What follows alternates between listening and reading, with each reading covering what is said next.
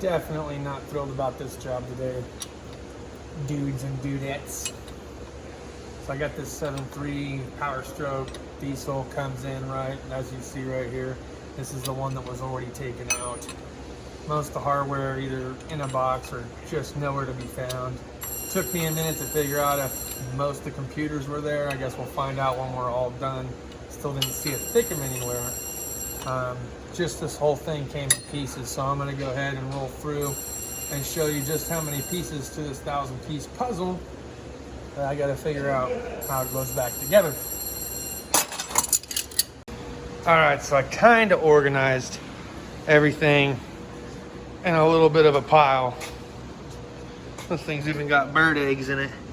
Jesus. And best thing I can do for the fasteners really was just try to group them all together best I could. We're definitely going to go into more conversation in detail about this when we get back to the house, but what an absolute nightmare. I've been left in charge of putting DAC together. Not overly excited about this in any way, shape, or fashion.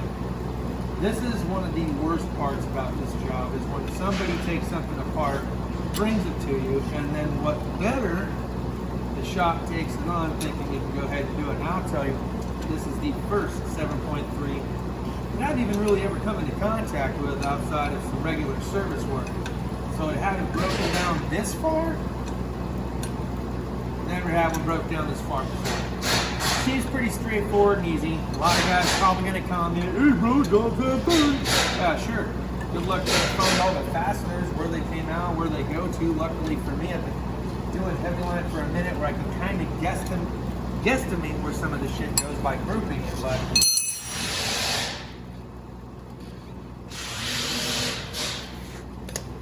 I'm not excited about it by any means.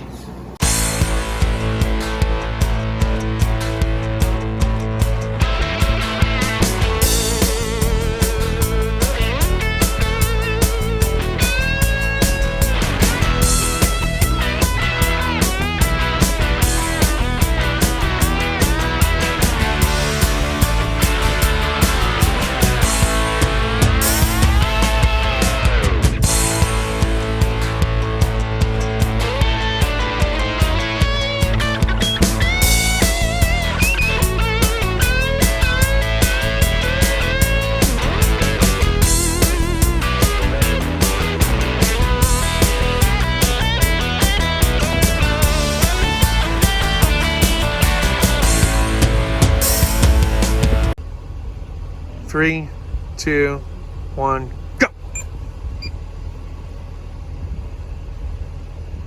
By a split second.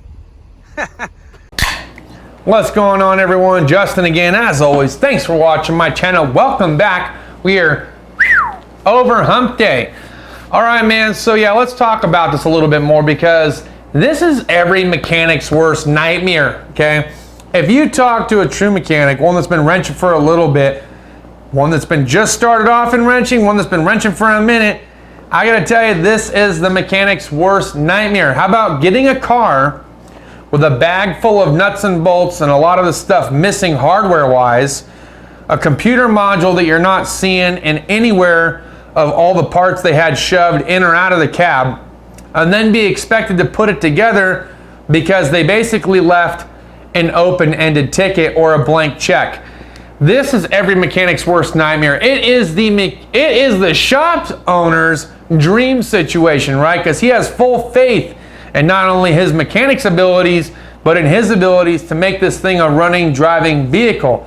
But it is the mechanic's worst nightmare to have a vehicle that he never took apart and be expected to put it back together with fragments of pieces all over the place, create some kind of mysterious part list, try to figure out what the budget is, but they don't care about a budget at this point because it's a blank check. Fix it. All he wants it to do is run. We're going to get it done. Oh boy, right? So some people actually thrive on this. I know that Princess Jamie has had her fair share of swaps between different years, but same manufacturers, trying to put in new wiring harnesses, hardware that's not there that somebody already started taking apart. I know for a fact that I'm not the only one that has ran into the situation. I know that she has, and time again, she puts her mechanical skills to the test and seems to make this thing work. In some ways, I'm kind of excited to see if I can make it work. Now, I don't know a lot about diesels. I work on diesels, yes. I've tried to troubleshoot a couple, but I just pretty much tear down and rebuild, right? Something comes out, something goes in. Only this time, this thing came in with everything out, and it was like, can we put it together? And I'm like, nope, get it out of here. They're like, not an option. Great, what do you need me to do? Take it one step at a time. So that's exactly what I'm doing. But I'll tell you, when I first saw this and they had told me, this is the part that really kind of threw me through a loop. He's like, I never said that. But the manager said, don't worry, you're not going to be on this, okay? Don't worry about it. So I think he forgot about the other half of, I'm not going to be the only one on this. But what I caught was, I'm not going to be on it. So I was like, cool. Not my couch, not my problem, right? But no, he turns around 2 weeks later and says, okay, we need to get started on that 7.3. The engine's here. Let's start figuring out what we need, don't need, and let's start putting this thing together. Great. No, not great, okay? Not great at all. I don't like this one little bit. I said, you are going to hear me whine and complain every step of the way. I can't believe you're doing this to me. I've only seen this happen one other time. When I was at the Chrysler dealership, we had a guy, he got caught with some paraphernalia, got hemmed up by the cops, ended up in lockup, came back to get his box some 2-3 months later, and then that was it. But the vehicle that he left us, he was so cranked out, the cab was off on a Dodge Ram, there was nuts and bolts everywhere, we didn't know what went to what. And the only heavy line guy that we had there at the time that had been there the longest, poor Frank got stuck with it. I helped him out here and there, but Frank got stuck with it, trying to figure out how it all went back together. I will say the only benefit that Frank had going for him was the fact that there were other Dodge Rams around that he could look at in case he wasn't sure what bolt went where, or what, how the turbo mounted up, or just whatever problems that he ran into, he had something to look at. And every single time at the dealership, they're going to say, well, if you're not sure, go look at the new one on the car lot, or go look at that used one on the car lot. You can't do that at the independent shop. There is no new or used car sitting there waiting for you to go out and take a look at to see if you can match up one for the other. And usually if you do have one that's similar, they're way different, for the exception that one's rear-wheel drive, the other one's four-wheel drive, one's bulletproof kit, one does not have a bulletproof kit. So you can sense my frustration behind this, because this customer had some crank shop take it apart and then brought it to us completely taken apart, and now it's my new job to figure out how it all goes back together. This is the kind of stuff, like I said, that will make you or break you. I felt like I was on full tilt. I was full tilt when they told me I had to. It's like, you got to be kidding me. I was tilted. I really don't know how to go about telling you this, but it pretty much comes down to like little Yoda saying, do or do not. There is no try. Like that's pretty much what flows through my head. Well, I can roll out the door, or I can give it my best go. I'm not leaving. I'm not going to roll out the door, but man, it's jobs like this that make you wanna. I'm not gonna lie, okay? But I am still doing what is being asked of me. I'm not happy about it, not by any means.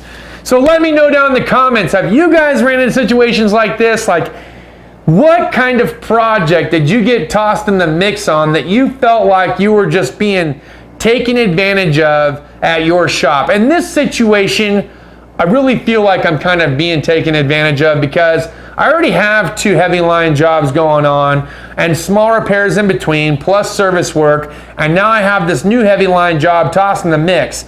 I've got a head off a Ford Ranger, I've got a head off of a 6-liter, now I'm doing this engine job on the 7.3, plus whatever else comes in the door. I'm frustrated to say the least, and I'm out of magnetic trays, so either I better start buying some more magnetic trays, or I'm going to have to start figuring out a new way of being able to organize my fasteners. These ones, I don't even know where they came off. I'm like, yeah, that could be core support. Yeah, that's probably for the radiator. Okay, that could be for the condenser. No, that's probably like old exhaust hardware. The exhaust is bolted up. Let's see, I'm just kind of sifting through, right? Trying to, based off 10 years of doing it, I'm just trying to organize nuts and bolts to figure out how this whole thing's gonna go. I don't know how it's gonna go. I'm not excited about it either. But that is the nature of the beast. So anyone out there just starting out, thinking that this job's gonna be cush, you take it apart, you put it back together, there's always service information, etc., etc. No. Sometimes your boss will employ you to do a job when it's already halfway through and you have to figure out how it goes back together. Talk about a 1,000-piece puzzle. Good luck! Cheers to those of you that have your beers. I hope you're enjoying your work week. We will see you maybe tomorrow for Tay Tay Thursday. Cheers and deuces.